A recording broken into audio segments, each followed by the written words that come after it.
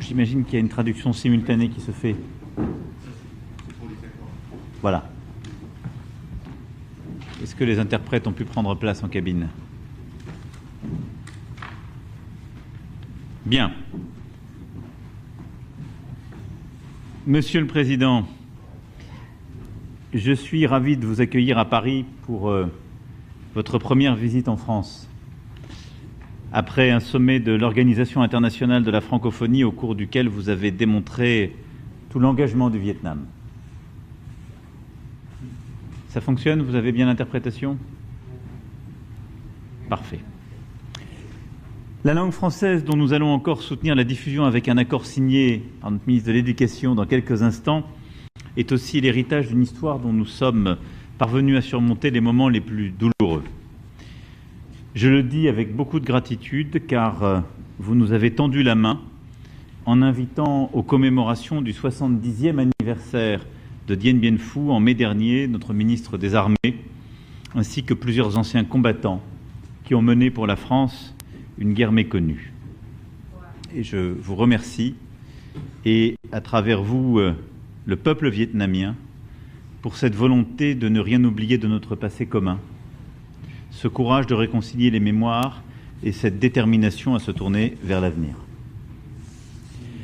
Cet avenir, nous allons le construire ensemble avec l'ambition de contribuer à la prospérité de nos deux pays, à la paix et la sécurité internationale, en s'appuyant notamment sur la communauté vietnamienne en France et la communauté française au Vietnam. Ces objectifs vont être portés dans le cadre d'un partenariat stratégique et global dont nous venons d'endosser la feuille de route.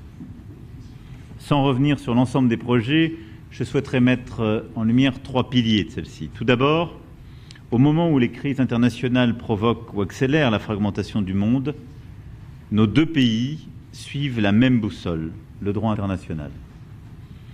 Cette approche vaut pour toutes les géographies, au Moyen-Orient, en Ukraine, où la Russie mène une guerre d'agression, comme en mer de Chine méridionale. Dans ce contexte, il est d'autant plus nécessaire de porter des initiatives qui nous permettent de nous redonner collectivement des objectifs convergents. Je salue à ce titre le plein soutien du Vietnam au pacte de Paris pour les peuples et la planète, qui vise à dépasser la fausse contradiction consistant à opposer lutte contre le changement climatique et réduction contre la pauvreté. Le Vietnam est à lui seul en train de démontrer au reste du monde que la transition énergétique est un facteur d'accélération du développement. Plusieurs pays, en particulier du G7 et le Vietnam, ont en effet conclu un partenariat sur une transition énergétique juste qui prend forme. D'ici la fin de l'année, l'Agence française de développement lancera le premier projet avec Électricité du Vietnam dans le but de moderniser votre réseau électrique. Compte tenu par ailleurs de l'importance de la gestion de l'eau et des questions maritimes pour le Vietnam, nous allons aussi retrouver de la convergence avec l'organisation dans les prochains mois du One Water Summit et en juin prochain de la conférence des Nations Unies sur les océans à Nice. Ensuite, le deuxième pilier repose sur nos coopérations économiques. Je suis convaincu que l'exceptionnelle réussite du Vietnam offre de nouvelles opportunités pour des projets communs dans les secteurs de l'aéronautique, des infrastructures, de la santé, de la défense, de l'agriculture et de l'énergie. Nous voulons aussi renforcer notre capacité à innover ensemble en créant des liens entre nos écosystèmes. Et je vous remercie à cet égard d'avoir pris le temps de visiter Francotech la semaine dernière. Parmi tous les secteurs que je viens de citer, je souhaiterais insister de nouveau sur l'énergie. Nous, Européens, qui avons mis en commun il y a plus de 70 ans nos productions de charbon et d'acier, savons à quel point l'approvisionnement en énergie est au cœur d'une relation de confiance. Et à la veille de l'ouverture du sommet de l'ASEAN, sous présidence laotienne, je veux saisir l'occasion de votre visite pour rappeler toute l'importance que nous accordons aux projets de connectivité, notamment l'ASEAN Power Grid, qui contribue à l'intégration régionale et pour lequel vous pouvez compter sur notre pays. Permettez-moi d'ajouter un mot sur l'attractivité, car le remarquable dynamisme économique du Vietnam me conduit aussi à encourager les entrepreneurs vietnamiens à venir investir dans notre pays. Choose France sera ouvert aux projets portés par les entreprises vietnamiennes. Enfin, le dernier pilier sera dédié aux futures générations. Car l'avenir de notre relation dépend plus que jamais des échanges universitaires, coopérations éducatives, des coopérations patrimoniales et muséales, de l'enseignement du français, des rencontres entre artistes, scientifiques, représentants de la société civile, femmes et hommes qui doivent pouvoir en toute liberté explorer de nouveaux chemins. La France sera toujours à vos côtés pour mettre en valeur la sensibilité unique des artistes vietnamiens. Dans quelques jours, une exposition inédite sur les pionniers de l'art moderne vietnamien se tiendra à Paris. Et nous poursuivrons cette coopération, elle aussi, si singulière. Monsieur le Président, je vous remercie chaleureusement pour votre visite, pour le temps passé dans notre pays, du sommet de la francophonie à vos visites en province et aujourd'hui notre échange, duquel j'attends beaucoup. Merci pour votre amitié et l'ambition que vous portez à la relation avec notre pays. Cette ambition, je la nourris également de notre côté. Soyez le bienvenu et merci d'être là.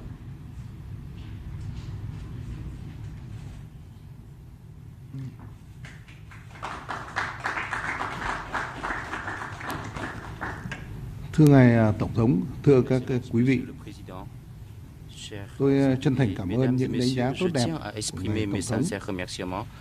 Monsieur le Président, pour vos appréciations positives, je vous remercie pour l'accueil chaleureux dont je fais l'objet. C'est un accueil de qualité que nos amis français ont réservé à moi-même ainsi qu'à la délégation du Vietnam. Je suis ravi de me rendre pour la première fois en France, ce magnifique pays, en ma qualité de secrétaire général du Parti communiste vietnamien et président de la République. Cette visite est aussi la première visite d'un chef d'État vietnamien en France depuis 22 ans. À cette occasion, je voudrais féliciter chaleureusement la France pour avoir organisé avec succès les Jeux olympiques de Paris 2024 et vous avez organisé aussi avec succès le 19e sommet de la francophonie. En tant que membre actif et responsable, le Vietnam partage et soutient la déclaration de Villers-Cotterêts qui valorise la paix, la coopération et le développement durable.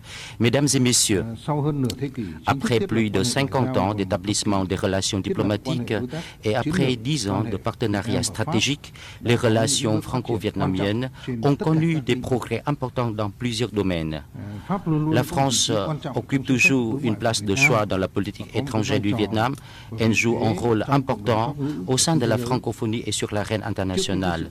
Vu le développement croissant de nos relations et pour répondre aux enjeux liés aux évolutions régionales et mondiales, il est plus que jamais nécessaire et indispensable de promouvoir et d'élever ces relations au niveau de nouvelles hauteurs. Et on va en discuter avec Monsieur le Président lors de l'entretien officiel qui va se tenir tout à l'heure. Et nous devons élever ces relations. Il faut donner un nouveau cadre à nos relations entre la France et le Vietnam. Et comme vous le savez, la France est un pays fondateur de l'Union européenne et elle va avoir un nouveau cadre de relations, de partenariat élevé avec le Vietnam. Un proverbe français nous a dit « Quand on veut qu'on peut et quand on peut, on doit ».